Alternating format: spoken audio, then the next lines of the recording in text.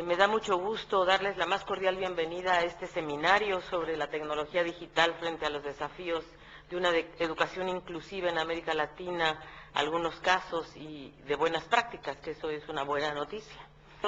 Con mucho agrado, y en especial quiero saludar a Juan Carlos Tedesco, experto en políticas educativas. Muchas gracias por estar aquí, exministro de Educación de Argentina. Muchas gracias porque nos acompaña el día de hoy.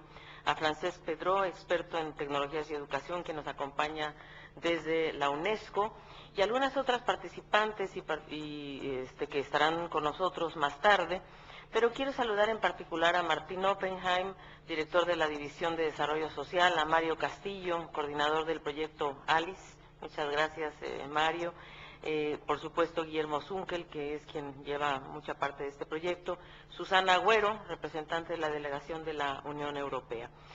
Quiero decirles que este es uno de los proyectos prioritarios de la CEPAL, porque tiene una enorme importancia. O sea, nosotros realmente pensamos que el tema de introducir y de cerrar las brechas digitales es uno de los aspectos más importantes para alcanzar la igualdad. Y creo que por ello el hecho de que hoy especialistas, académicos, autoridades del sector público y de las agencias de Naciones Unidas se den cita aquí para ver cómo podemos ir avanzando cada vez más en esta sociedad de información sostenible, competitiva e inclusiva.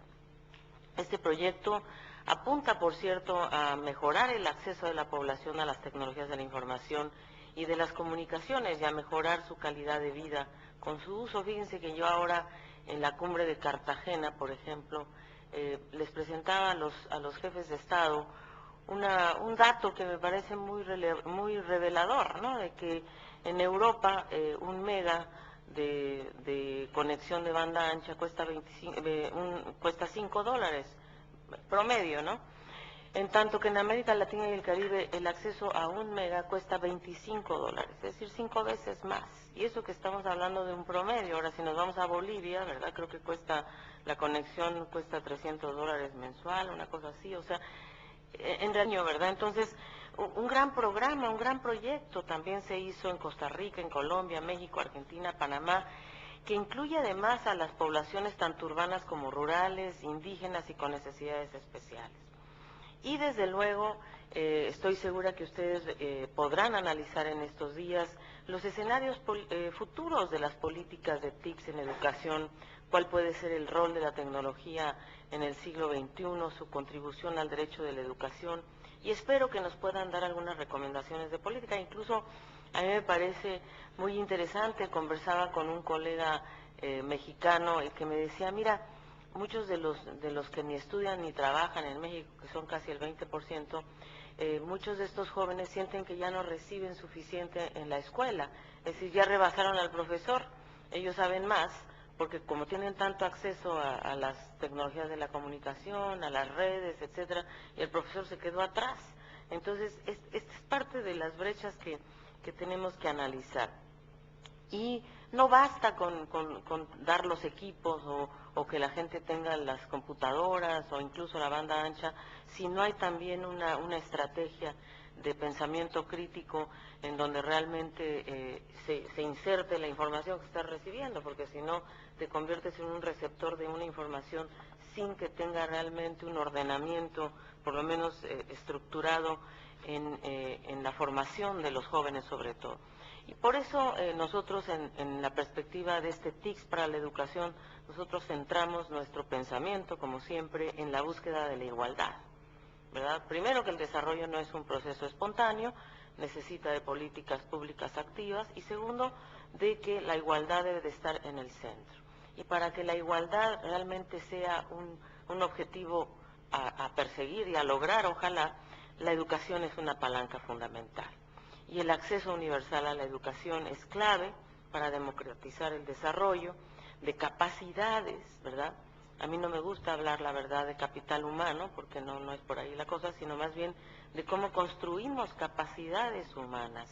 Y de hecho, fíjense ustedes que la Comunidad de Estados Latinoamericanos y Caribeños del próximo año 2013, que va a estar bajo la coordinación, ahora está bajo la coordinación de Chile y el próximo año bajo la coordinación de Cuba, uno de los grandes temas que Cuba quiere abordar en la CELAC es precisamente el analfabetismo funcional, ¿verdad? No de si sabemos leer o escribir, sino qué tanto nuestra educación está realmente en función de de los requerimientos de desarrollo de nuestros pueblos. Y creo que eso es por ahí la cosa.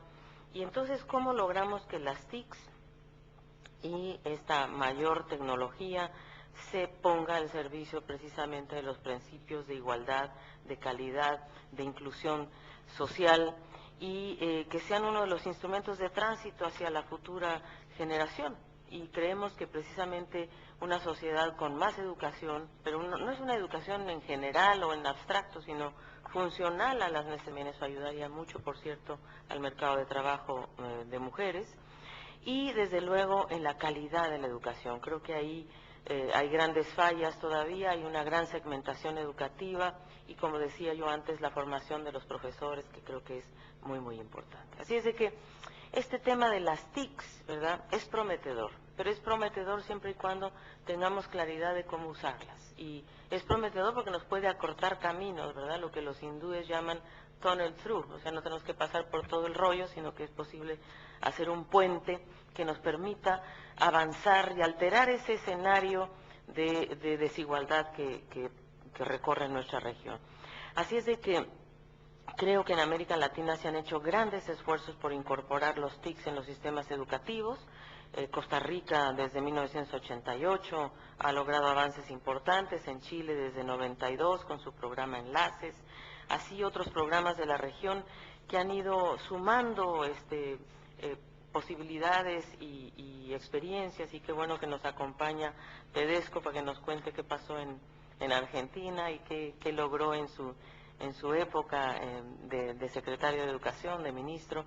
Y creo que estas experiencias concretas son las que nos pueden llevar a la reformulación de prácticas prevalecientes, a mejoras en la condición del sector, a mejorar la eficiencia de los sistemas, y bien, yo creo que eso nos puede llevar a ese puente deseado hacia la modernidad. Así es de que creo que tenemos mucho que hacer en estos días. Nosotros pensamos que esta integración de TICs en la educación debe generalizarse como política pública. Algunos países ya lo han hecho, pero otros no. Así es de que creo que sería muy importante que esto se convierta en un programa global, y por eso la presencia de la UNESCO es también muy importante, y también que realmente podamos lograr mayor soporte yo diría, de las instituciones financieras y incluso de los ministros propios de finanzas, para que se complete yo diría, esta dotación de computadores en todas las escuelas, ¿verdad? Hasta hoy hemos llegado al 57%, en donde al menos un computador por escuela existe, digamos, en la región, solamente con cobertura del 57%, y solamente un 31% tiene o dispone de 5 o más computadores, y solamente 36% tienen acceso a Internet. Esta es una brecha que desde mi punto de vista es sumamente importante. Y solamente el 42% de los profesores han sido capacitados para usar estos equipos. Entonces, ahí creo que podemos y debemos hacer más esfuerzos. Se han reducido algunos aspectos de la brecha digital. Yo diría que la primera brecha digital, que es la de acceso y tal, pues ahí vamos encaminados ya cuando menos tenemos claridad en los países y hay una convicción de que ese es el camino a recorrer. Pero esta segunda brecha digital, la del uso efectivo de las tecnologías para su aprendizaje, creo que es esta segunda brecha la que nos debe preocupar ahora. Es decir, cómo logramos construir esas competencias, esas habilidades, para realmente utilizar al máximo este tipo de equipos y de tecnologías. Yo creo que esta es una posibilidad muy interesante. Yo por ello quiero reconocer en gran medida lo que nos ha ayudado la Unión Europea, y espero que nos siga ayudando. Hemos transcurrido con ellos ALICE 1, ALICE 2, y estamos a punto de negociar un ALICE 3, porque en estos proyectos de la Unión Europea para que realmente haya acceso a tecnologías de la información, al menos se requiere también un compromiso de los gobiernos para construir la infraestructura de la tecnología, porque la banda ancha, es cierto que existe la banda ancha móvil, pero no es verdad que la banda ancha móvil va a poder llegar a todas partes. Sí se requiere un esfuerzo muy grande de infraestructura para poder construir, que no haya una sola carretera, un solo tendido eléctrico, que no conlleve ya la fibra óptica correspondiente para que la banda ancha realmente llegue a todos los rincones de América Latina, y eso exige un esfuerzo muy grande también. O sea, por un lado está la infraestructura, por otro lado está el equipo, ¿verdad?, que también hay que tener capacidad para dotarlo, y por cierto está también la construcción de capacidades para lograr en sectores específicos cambios muy concretos. Con nosotros, con ALICE 1, 2 y 3, hemos trabajado en sectores, hemos trabajado en educación, hemos trabajado en salud, en el e-government, y creo que poco a poco estamos avanzando también en otro gran tema, que es el de la pequeña y mediana empresa. Que las escuelas, al fin y al cabo, son, en un momento dado, estas pequeñas y medianas entidades emprendedoras en algo tan importante. Yo no les llamaría empresas porque no me gusta hablar de empresas en educación y mucho menos asociadas al lucro, pero sin duda son entidades de emprendedores que quieren llevar adelante yo diría, una actividad social tan importante como es la educación. Así es de que muchas gracias a todos por estar aquí, les agradezco muchísimo su presencia, los invito a que tengamos una discusión muy fructífera.